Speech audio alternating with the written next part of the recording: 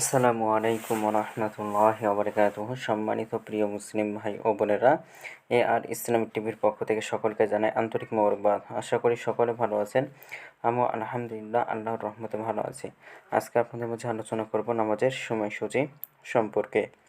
তো আজকে বৃহস্পতিবার 21শে ডিসেম্বর 2023 ইংরেজি, 6 পৌষ 1430 বাংলা, 7 জুমাদি উসানি 1445 হিজরি।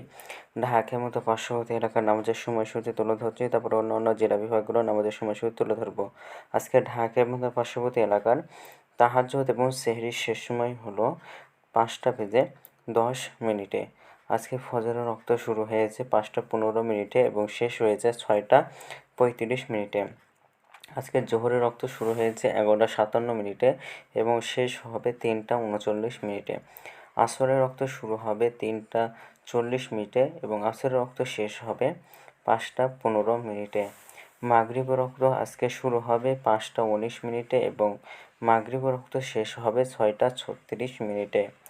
আজকে এশা রক্ত শুরু হবে 6:37 এবং আজকে এশা রক্ত শেষ হবে 5:10।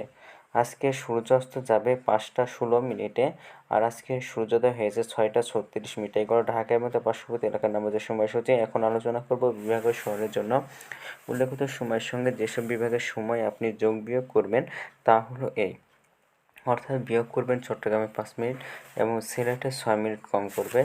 ঢাকার মতো পার্শ্ববর্তী এলাকার নামাজের সময়সূচি থেকে এই দুইটা বিভাগে একটু কম করবেন।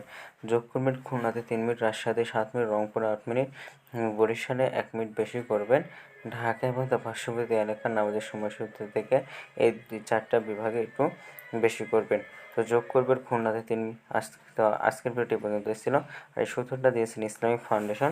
ভিডিওটি ভালো লাগলে অবশ্যই চ্যানেলটি সাবস্ক্রাইব করে পাশে থাকবেন। ধন্যবাদ সকলকে। নিজে ভালো থাকুন, সুস্থ থাকুন এবং অপরকে ভালো রাখুন। আসসালামু আলাইকুম ওয়া রাহমাতুল্লাহি ওয়া বারাকাতুহু।